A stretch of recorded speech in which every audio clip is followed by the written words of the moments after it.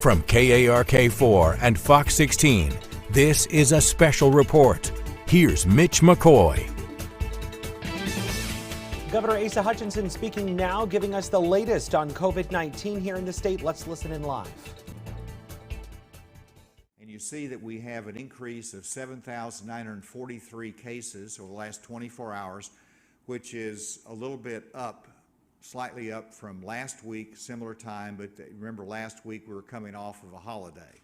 And so we're not discouraged by that number, even though it's still extraordinarily high during this pandemic. The active cases are down 3,742. Our deaths, very regrettably, we have 24 Arkansans have lost their lives as a result of COVID-19. Our vaccinations going out, 6,000, a little over.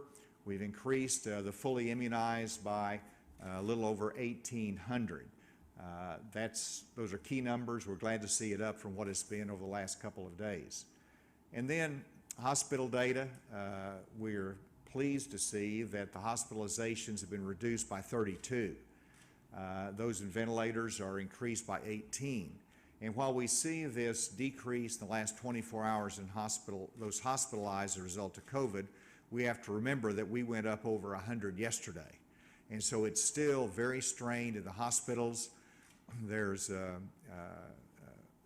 need to bring on additional hospital beds right now, and that's the reason we have asked the General Assembly, the Legislative Council, to support and approve the $4.7 million for UAMS to expand beds that will allow 28 med-surg beds as well as 7 ICU beds that will come online very quickly. And the need is there. There is that urgency. Even though we hope the hospitalizations will decline, the number is still very high, and it's really causing a backlog and a challenge for our ambulance drivers. Those that are bringing patients to the emergency rooms, we're challenged there, and we need to have that relief. We'll go on to the next one. We see our testings over 12,000. That speaks for itself. Let's go on to the high counties. Pulaski, Benton, and Washington are always there. We have fewer than 1,000, but still very high numbers in those 3 counties. And then this is the graph that we showed last week. It was last Friday, and you remember that I pointed to the blue line, which was the age group of 19 to 24, and that was the only age group in which you saw the cases tipping down. And we said that could be a harbinger of good things to come because that was the first one to go up whenever Omicron hit. And now we're seeing that go down. And today, though, you see every category going down rather dramatically, except for the 65 and older, which is flattened out. That's the very bottom one. But we're watching this very closely, but that's a hopeful sign for us that we're seeing in the age groups that the new case rates are going down.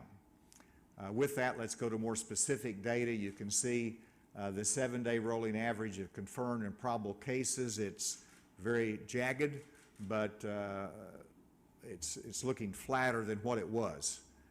Next, one we always talk about, which is the vaccination status of those that have new infections, hospitalizations, and deaths.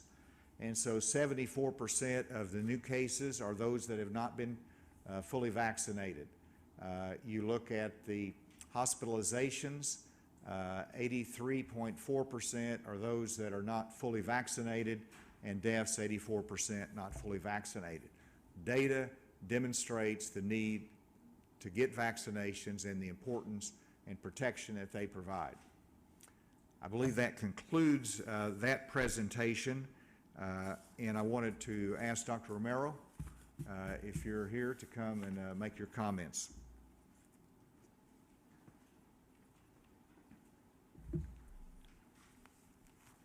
Thank you, Governor.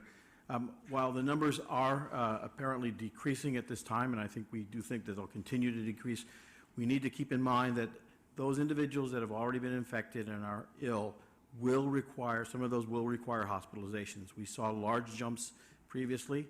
We need the beds, and that's why we have provided funds for this, or asked for funds for this. And I want to remind individuals that they still need to be vaccinated and to get their booster doses. On the pediatric front, I want to point out that we have, during this particular spike or surge, exceeded the high water mark for hospitalizations in children. So although the numbers are going down, other children are still going to be infected. We're going to have more numbers, more children being infected, and that number will exceed where we are today. So please get your vaccinations, encourage your friends and neighbors to do so, and of course, get the vaccinations for your children. It's a safe and effective vaccine. It is the way to protect them. Thank you very much. I did want to recognize Secretary Johnny Key with the Department of Education. Where are you, John? There you back in the back, but he's available for questions. He gave me his report, and the schools are doing well, challenged, but we're really continuing with our in-classroom instruction. With that, we'll turn it open to questions. Do you expect hospitalizations to get much higher than they are now? And do you think these additional beds at UMS will be enough, or do you anticipate needing to do more to open more hospital beds? We're watching it very closely. I am hopeful that it's going to flatten and decline some, but there's no guarantee of that. It all depends upon behavior and the pattern of the Omicron variant that has been somewhat unpredictable. But if we see the early signs of it going down in Arkansas, and that's reflected by the national pattern as well. And so these are all indications that we might have peaked, but the hospitalizations follow our cases. And so even though the hospitalizations have declined a little bit today, I would not be surprised if they edge up some more because of the fact that it is a lagging indicator. And so that's why we're watching it very, very closely. The question is, do we have enough beds with the addition of UAMS? For a short time, yes, but it's very close, and if it goes up again, we'll have to be looking for additional options and steps to take. Dr. Romero, do you have anything else to add on that? You mentioned that we've lost healthcare workers and education workers over the past month. Is there a plan to consider, extra support from travel nurses again or teachers' aid to supplement that? We need to look into that data a little bit more. For example, if we lost someone in a hospital and they became a traveling nurse, well, I'm not sure where that would be in the statistics. That might be reflected as losing someone in the care industry, even though they are a traveling nurse. So we've got to look much more deeply into that data. But in terms of what steps should be taken, we have taken steps. So whenever we are saying we're funding these ICU beds, it's really support to our hospitals to cover staff costs and to make sure that they're compensated, and we've taken steps to bring in traveling nurses as they've been needed, but also to support those Arkansas nurses and medical support to make sure they have a competitive salary as well. And is there any possible support for, teachers' aides or extra substitutes or anything like that? Well, that's what we've encouraged in terms of substitutes, and I know that every school district is seeking additional support for that. Secretary Key, myself, as well as Secretary Gillespie, we've worked on shortening the time for background checks, and so it should be less than 48 hours from the application being submitted and the background check information being submitted before it's completed. So we've streamlined that process and making it easier to bring in that additional support. Johnny, do you want to add to that? And this question might be more for Dr. Romero, but what can we expect the other side of this peak to look like? I know we expected it maybe this week, but cases are still rising. We're seeing thousands. You said hospitalizations might go up for kids. What can we expect the other side of this peak?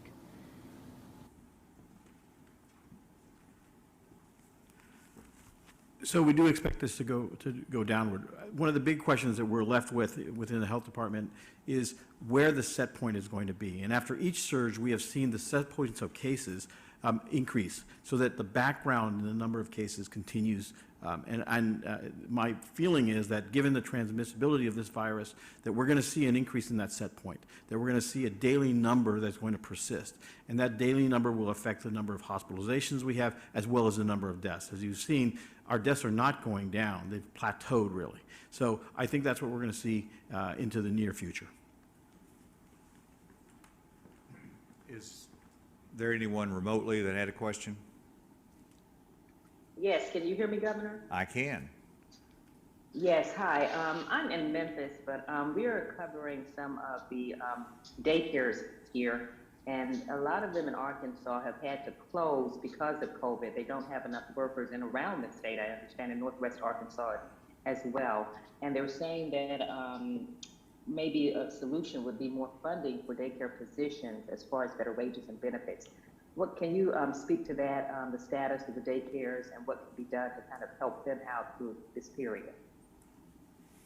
Well, it's a challenge. You think about one daycare center having to close and how many families that impacts, how many workplaces that impacts, or schools or hospitals that impacts. And so the daycares play a critical role in us being able to get through this.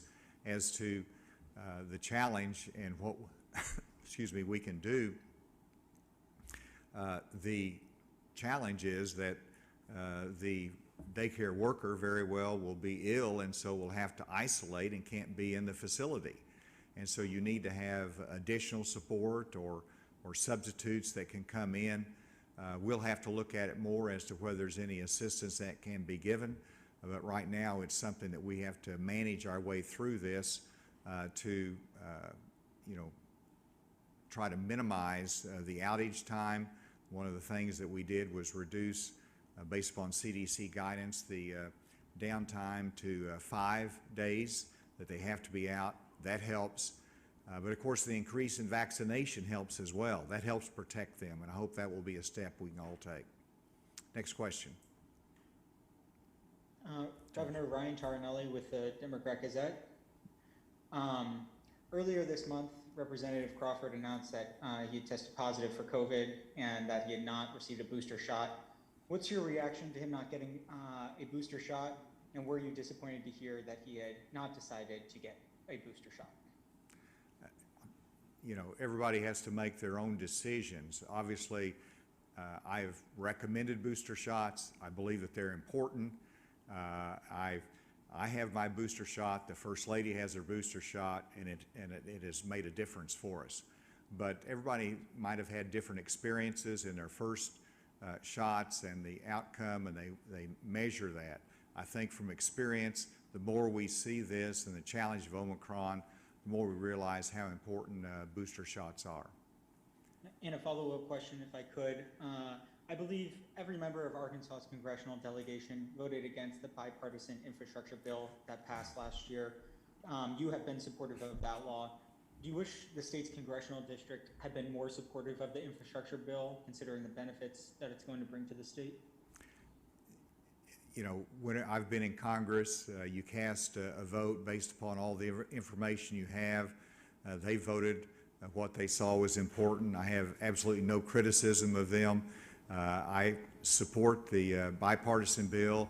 Our National Governors Association, which I chair, supported that. I think it'll make a difference for our state. We're starting to see the benefits from that.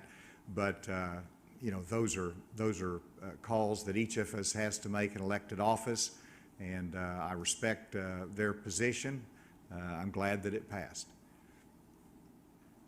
Governor Hutchinson, this is Emma Claybrook with 4029 News. I was wondering if you had an update on the free N95 masks that the federal government are sending out to all of the states and when they'll get to pharmacies. We've talked to several pharmacies who say they know they're getting shipments of those, but they don't know how many and they don't know when exactly those will show up. So I don't know if you had any of that information.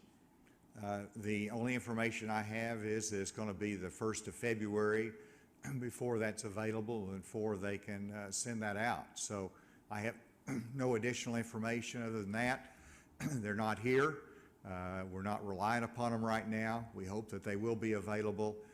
We're more focused right now on the testing side, and then, of course, Secretary Key has made efforts to get the high filtration mask out to our schools, and so we're really making separate efforts to make sure that our schools have access to masks versus simply relying upon what will be available from the federal government. Did you have anything else to add there, Johnny?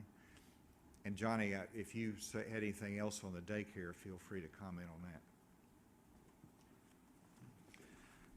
Yeah, we have made sure that the adult-size masks were shipped out within the last 2 weeks, and then also during that time, the manufacturer has been making the smaller child-size masks, and those are being shipped out, should be this week as well. So we'll follow up with our school districts to make sure that they are receiving those.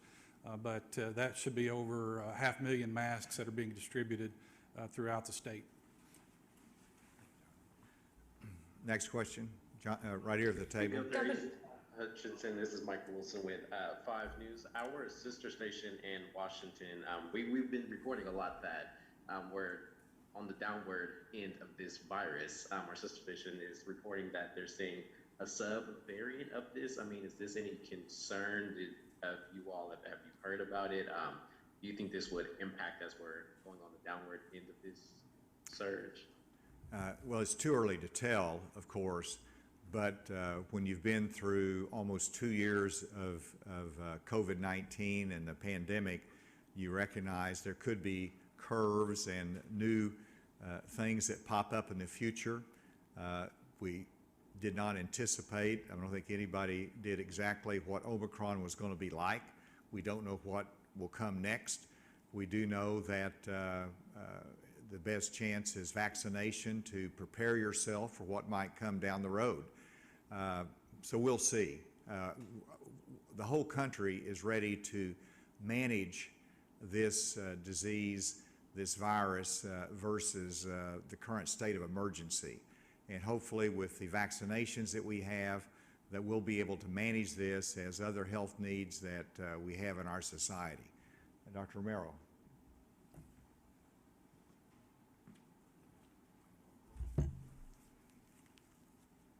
Thank you, Governor. Yes, we are aware of this new variant. We've been following it and are tracking what it's doing both in the United States and in Europe. It is a small proportion of the total variants that we're seeing at this point. It does have some characteristics of increased transmissibility.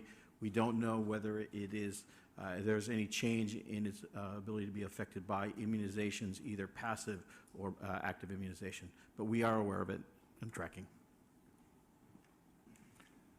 I'm going to go to the table right now. Yes. Apparently some schools are getting close to running out of AMI days because of their shifts to virtual instruction. Do you think, are you considering doing anything to give them some more flexibility, like more AMI days? Or Secretary Key and I have visited about that, and we feel comfortable with where we are right now, but I'm going to let him elaborate on what schools can do. We are monitoring that very closely, and it's not a widespread problem. So we have assured the districts that may be getting close that we will work with them individually on ideas to keep if another weather event happens or if another spike occurs, how they can continue serving their students in a way that does not run afoul of the current statutes. We hope that we will see we're asking all the meteorologists to guarantee a light winter for the rest of the winter. But they also have those 5 built-in makeup days at the end of the calendar. And so when we factor those in, I think right now we're still in good shape. Is there one last question? Governor? You've got the last word. Okay. This is Alex with KNWA. You talked about the Great Resignation and how we're losing workers in those critical sectors like healthcare, education. Does the state have any plans to attract more workers to those critical sectors right now? Yes, we do. One, we're working hard with the legislature to raise our teacher salaries, which we took steps on this year to be more competitive. We made sure that that was available for our small rural schools as well that were less affluent. So we have taken that step. I know that Secretary Key, we have programs involved in recruiting people to the teaching profession, and we see that effort continuing. So, and of course the medical field is an attractive industry, and we have people that are going to med school, that are going to nursing school. We are looking at ways if we need to increase our nurse education program, so that is a possibility of a step that we can take as well. So with that, thank you for your attention today, and someone will be available for questions. I'd love to have our communications teams come and have a picture with the state police sign, and if my staff can help get that situated there, that'd be terrific. Thank you very much. All right, Governor Asa Hutchinson there delivering his media briefing. We'll talk about that sign here in just a moment, but I want to get to the COVID numbers that he just announced. You can see them there, 7,943 new COVID cases in the last 24 hours. Active cases are around 89,000 now. That is trending in a downward direction. Hospitalizations decreased overnight by 32, bringing us now to 1,785. And sadly, 24 more deaths have been recorded in the last 24 hours. But you can see the deaths there, 9,500 since the state started tracking all of this. Good afternoon to you. I'm Mitch McCoy here in Studio B. I want to give a recap here to a couple different points that I thought were interesting. One of the points is the UAMS bed shortage.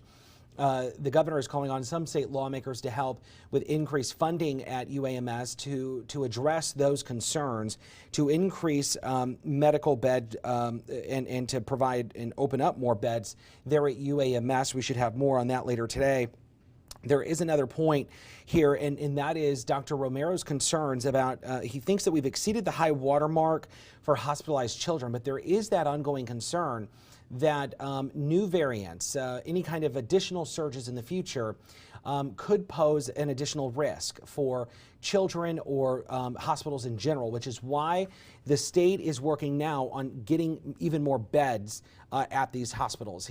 Dr. Romero said that it would appear that after each surge brings even more hospitalizations to these medical facilities across the state. So that is why we're seeing this increased issue at UAMS, and then also increasing concerns over at Children's Hospital. According to the governor, there is really a separate effort ongoing. The state is working on making sure that school districts have enough masks, specifically those N95 masks for schools and Arkansans. He's saying that is separate from what the federal government is doing, and that the federal government will likely not even ship those masks out until the beginning of next month. There is also something interesting I thought Dr. Jose Romero said, and that they are tracking a new variant which has been detected here in the United States, also Europe. He says that the variant is showing some characteristics of it being highly transmissible, but he says it is way too soon, way too early to know what this variant could do and how it could impact the state. So, of course, something to monitor here in the coming days. But again, if you're just joining us, these are the latest COVID numbers. You see them right there, 7,900 new cases in the last 24 hours, active cases 89,000, hospitalizations have decreased by 32. There have been 24 more deaths reported here in the last 24 hours. There is certainly a lot to get to here in terms of what the governor announced today, along with what they announced along with state police and public safety and that new Star 277 feature. And it's going to be available. There's going to be signs available along the interstate to remind you as well. But if you're in a non-emergency situation, you can easily get a hold of state police by calling Star 277. Again, that is a non-emergency number, and those will be signs that will be deployed across the state for people to quickly get to Arkansas State Police and have contact with them. This has been a special report from KARK4 and Fox 16. A full recap of today's briefing coming up tonight on KARK4 News at 4, where I'll see you then, and then, of course, Fox 16 News at 5:30.